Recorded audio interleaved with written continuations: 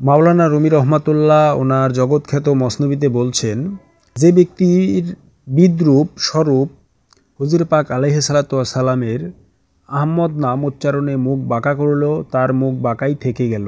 সে তওবা করল এবং বলল, হে মুহাম্মদ আলাইহিসসালাতু ওয়াসসালাম, আমাকে ক্ষমা করুন।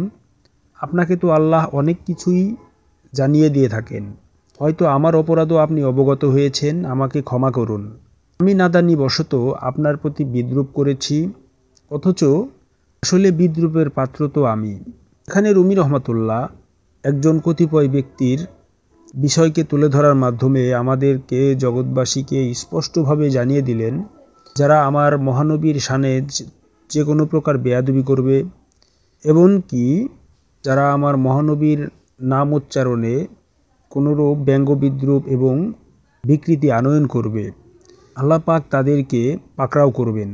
আমার দয়াল নবী পাকের শানে কোনো প্রকার বেয়াদবিকে আল্লাহ পাক কোনোভাবেই বরদাস্ত করবেন না।